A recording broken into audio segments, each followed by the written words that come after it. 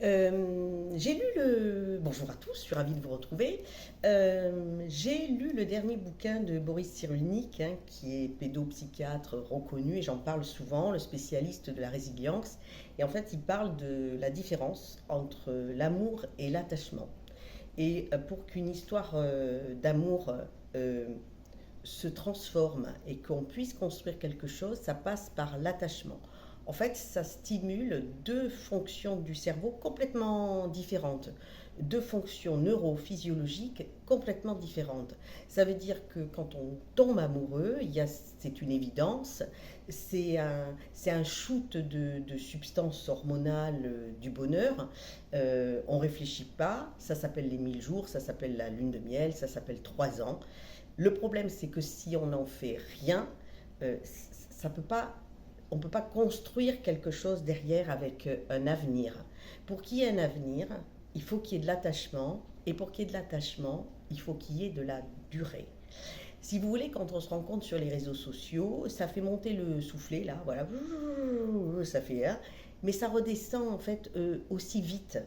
Et donc, en fait, on va de rupture en rencontre, etc. Mais on ne construit rien. Mais on va aussi avec des déceptions, avec du chagrin. Et donc, au bout d'un moment, on tourne en rond. Donc, il faut changer, je dirais, de méthode, d'approche. Pour qu'il y ait un amour qui dure et que ça tourne en attachement et que du coup, on puisse construire quelque chose dans la durée, il faut effectivement des souvenirs qui viennent dans cette zone du cerveau qui s'appelle la mémoire. Et donc pour ça, il faut du partage. Il faut partager les moments. Et donc dans la boîte à mémoire vont s'ancrer en fait des souvenirs qui vont créer euh, en fait une hormone en fait du non-stress, du sécurisant. Je suis dans une relation qui me sécurise, je suis bien et je peux avancer.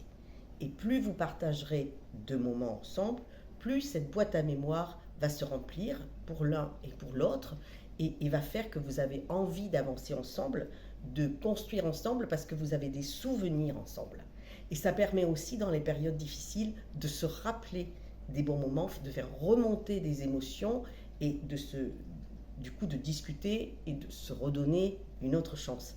C'est très important parce que sinon on va dans l'éphémère et tout aujourd'hui est éphémère.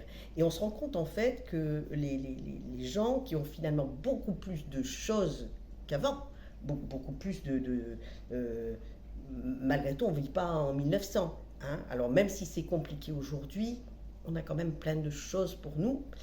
Et finalement, les gens sont de plus en plus anxieux.